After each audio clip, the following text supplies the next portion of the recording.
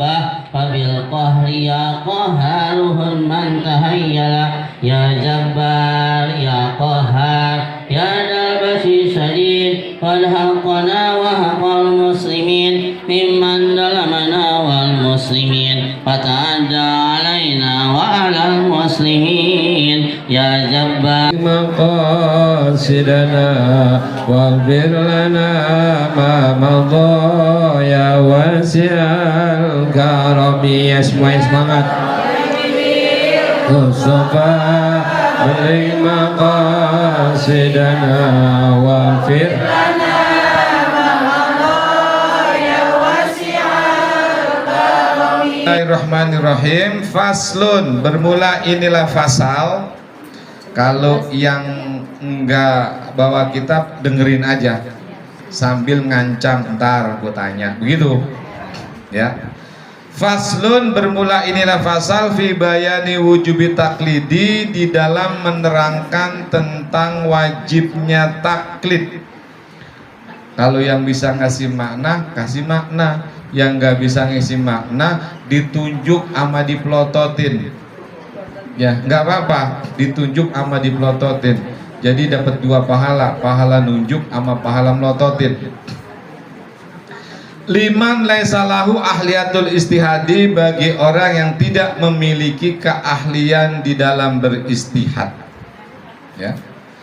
Jadi fasal di sini menerangkan tentang wajibnya taklid bagi orang yang tidak memiliki keahlian di bidang istihad.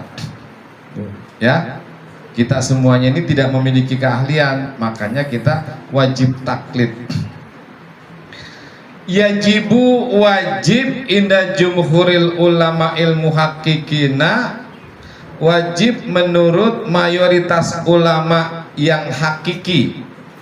Maksudnya ulama beneran, kiai beneran, makanya dikasih al-hakikin. Sebab banyak ulama yang abal-abal, kiai yang abal-abal, makanya di sini perlu al-hakikin, ulama yang temenan, ya, ulama yang hakiki, yang bisa dipercaya. Ala kulli man laysa lahu ahliyatul istihadi, bagi setiap orang yang tidak memiliki kemampuan beristihad secara mutlak. Ya.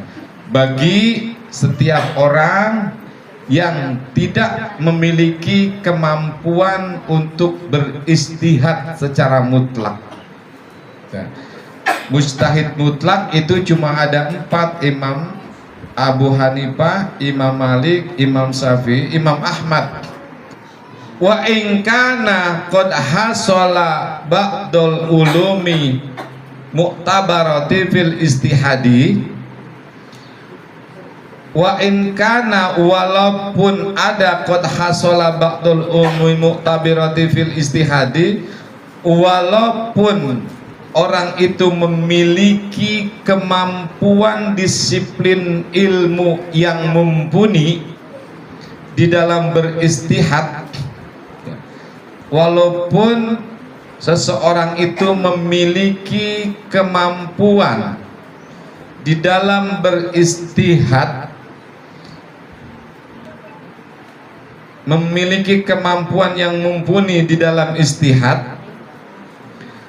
Ini fa'ilnya di belakang. Apa taklidu qaulil mustahidina, taklid kepada pendapatnya mustahid. Tadi wajib, yajibu wajib. Apa yang wajib? Ini fa'ilnya di belakang. Wajib ada, wajib apa? Wajib mengikuti pendapatnya ulama mustahid, wal akhdhu bi fatwahihim, dan mengambil fatwah-fatwahnya. Titik. Ya, maksudnya begini. Kata ulama-ulama yang hakiki, bagi orang yang tidak memiliki kemampuan untuk beristihad, maka hukumnya wajib taklid kepada para mujtahid yang 4 itu.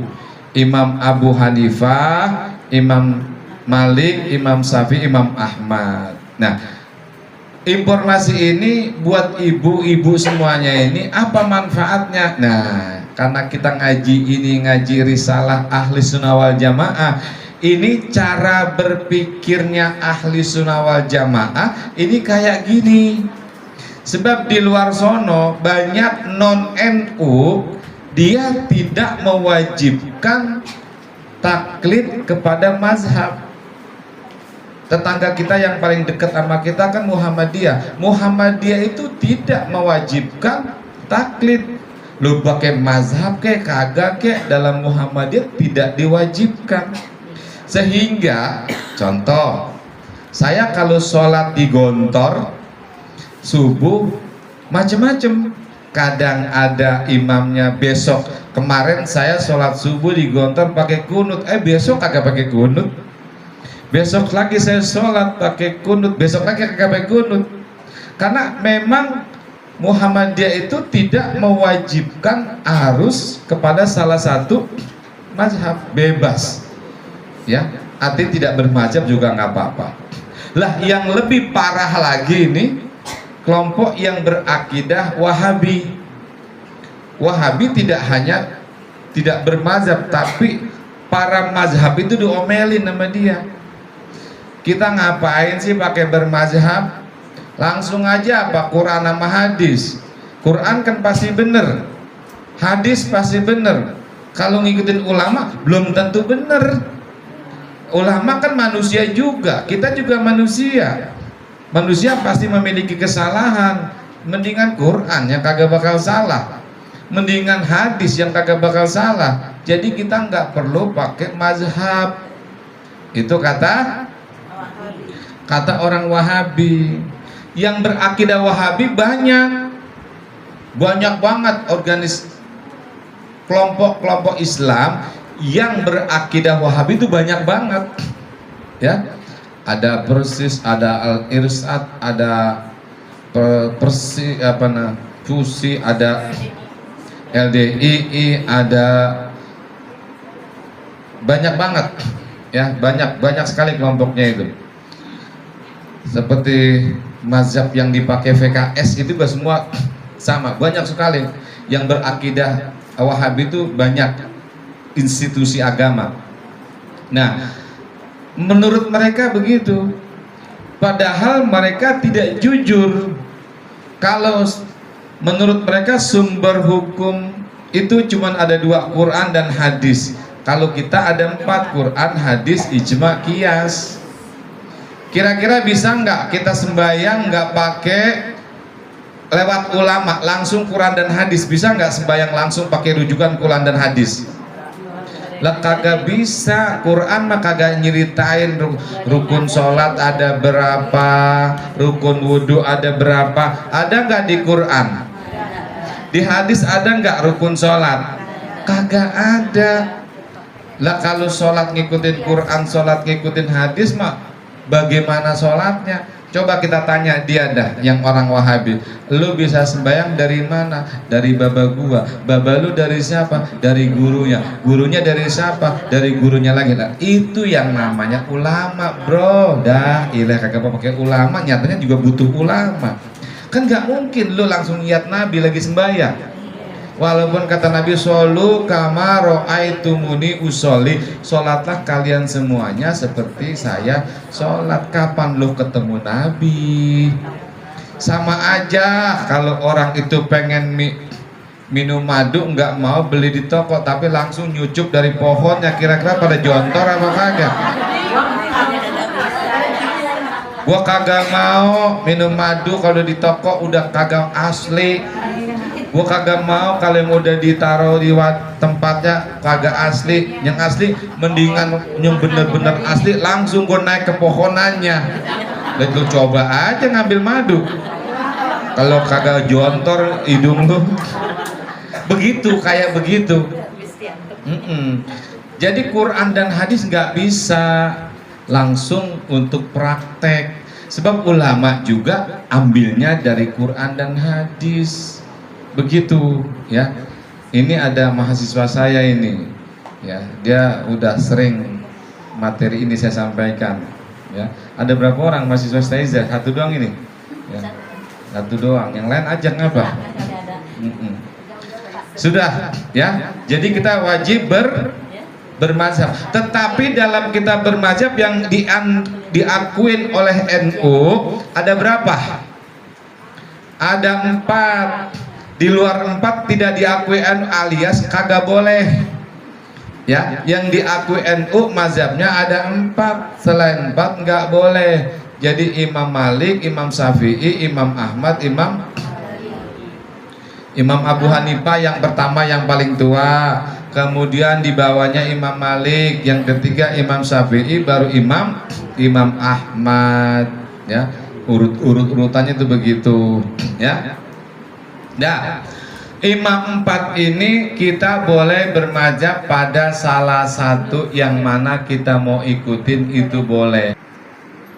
Liyakhruja'an uhdatil taklifi bitaklidi ayyihim sya'ah. Kenapa kita tadi harus bertaklid? Liyakhruja'an uhdatil taklifi, supaya kita keluar dari kewajiban taklid.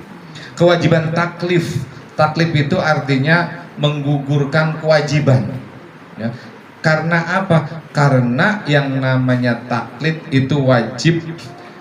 Ayyihim sya'ah, kemana saja yang kita mau di antara 4 ulama, 4 mustahid. Yang mana saja, yang penting harus bertaklid kepada salah satu ulama, terserah yang mana. Lah, dalilnya mana? Dalilnya kita taklid kepada, wajibnya taklid kepada para ulama. Dalilnya Al-Qur'an di dalam surat surat An-Nahl ayat 43 dan Al-Anbiya ayat 7 begini bunyinya. Fas'alu ahlaz zikri in kuntum la ta'lamun. Fas'alu, bertanyalah kalian semuanya, ahla zikri, kepada ahli, orang yang memiliki pengetahuan, in kuntum, kalau kalian semuanya la ta'lamuna, tidak mengetahui. Kalau kita semuanya nggak tahu, nanya, ngapa nanya? Begitu bahasanya. Jangan sampai kita kagak tahu kagak nanya. Ya, ini dalilnya kita bertaklid. Yang paling tidak kita nanya sama kiai, ini hukumnya apa sih begini? Ah, itu cakep itu, kasih masuk menanya. Alaman lam ya'lam dalika fa'aujaba su'ala, maka wajib bertanya alaman ya'lam dalika bagi orang yang tidak memiliki pengetahuan. Orang yang kagak tahu kudu wajib bertanya. Wadzalika taklidul alim, itu namanya taklid kepada orang alim.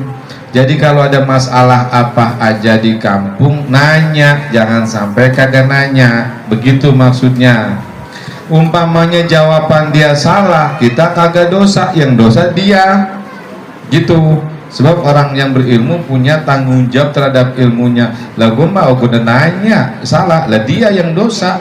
Tuh begitu. Wa huwa amun likulli khatibina.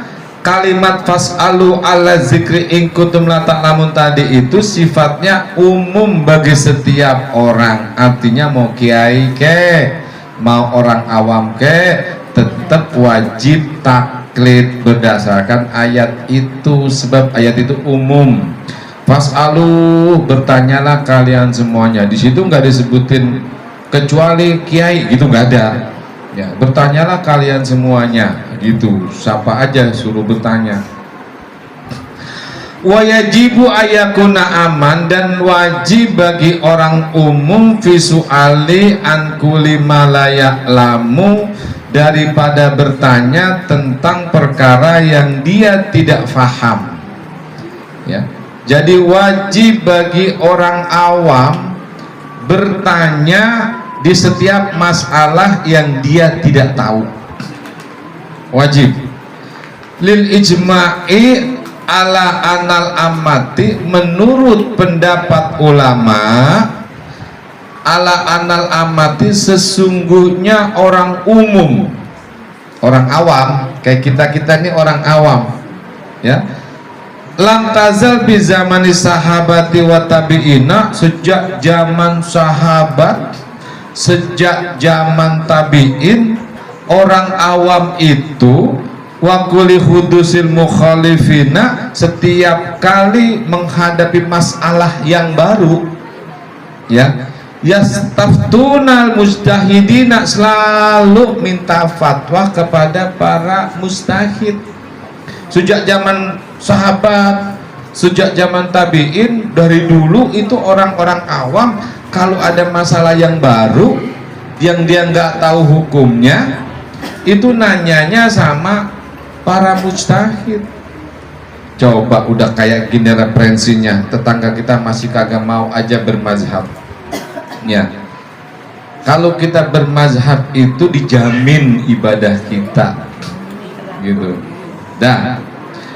Terus kemudian wayat tabaunahu fil ahkami syariah, dan mereka mengikuti hukum-hukum syara wal ulama'i, dan ulama. Jadi mereka tuh dalam beribadah itu ada tuntunan bimbingan, karena nanya. Artinya apa kesimpulannya? Begini Bu yang dimaksud. Kalau kita mau ngaji, kalau kita kepengen tahu ilmu syariat agama, kudu bertanya alias kudu ngaji. Jangan sama YouTube, jangan baca buku, ya. Kudu ngaji langsung tatap muka. Kalau ngaji kagak pakai guru, cuman buku doang, termasuk YouTube juga itu hampir sama dengan buku, karena kadang-kadang kita kagak paham yang ngomong itu siapa. Kata Sayyidina Ali, gurunya setan. Ngaji tanpa guru maka gurunya setan. Syekh Abdul Qadir Jailani pernah didatengin, ada suara tanpa wujud mengatakan, wahai Syekh Abdul Qadir Jailani, hari ini Allah menghalalkan apa yang haram kepadamu, dan dan tidak ada lagi hal haram buat kamu semuanya. Lah namanya Syekh Abdul Qadir Jailani orang pinter, udah paham, langsung aja dilempar sama batu. Setan, brengsek lu, pergi sono. Langsung hilang tuh setan. Karena apa? Karena Syekh Abdul Qadir Jailani pinter, kagak mungkin yang namanya haram jadi halal, nggak mungkin, nggak masuk di akal, pasti setan ini menerus. Bal ya juzu lam intiqalu ila ghairi mazhabi, tapi boleh dia pindah kepada mazhab yang lain. Wal amiyu, orang awam, alladzina yakuna nazrun istidlalu, orang awam yang tidak memiliki nalar dan dalil, namanya juga orang awam ya, nggak memiliki kemampuan berpikir yang dalam. Walam yaqra'u kitaban, dan nggak bisa baca kitab. Fi furu'i mazhabi, di dalam masalah fikhiyah. Kita semuanya barangkali ya. Jadi orang awam, nggak memiliki kemampuan berpikir yang dalam, nggak bisa baca kitab, nggak apa-apa ya. Idza qala, ketika dia berkata ana syafi'iyun, saya mazhabnya Syafi'i, lam yuktabar hadal kadalik, maka yang demikian ini tidak bisa dikatakan orang awam diterima pendapatnya kayak gini. Bima jarodil kauli, cuman ngomong doang begitu. Nah terakhir sekarang nih, jadi gitu ya. Nah terakhir, wakilah dikatakan idza iltazamal amiyu mazhaban muayyanan yalzimuhu istimraru alaihi. Ada 3 pendapat. Yang pertama, wajib orang awam bermazhab kepada salah satu mazhab secara terus menerus. Satu pendapat, Imam Syafi'i aja kita pakai, ya. Li'annahu i'tiqada annal mazhabal ladzi intasaba ilaihi wa haqqun, karena pendapat Imam Syafi'i itulah yang benar. maka kita memakai Imam Syafi'i terus menerus karena itulah yang benar. Pakai kalau lagi kagak ada kebentur dengan masalah. Kayak kita nih wudhu kita pakai Imam Syafi'i, batal kita pakai Syafi'i, udah biarin pakai Syafi'i terus, kecuali kalau kita mau pergi ke Mekah, begitu. Walil muqallidi taqlidu ghairi imamihi fi hadasati. Fa alaihi wa fa'u ya bimujibil itiqadihi. Walil muqallidi taqlidu ghairi imamihi fi hadisati. Taklid selain kepada imamnya di dalam masalah-masalah yang baru. Kita kan sering ada benturan masalah yang baru. Kok di Syafi'i kagak ada? Ya pindah di tempat yang lain yang ada jalan keluarnya.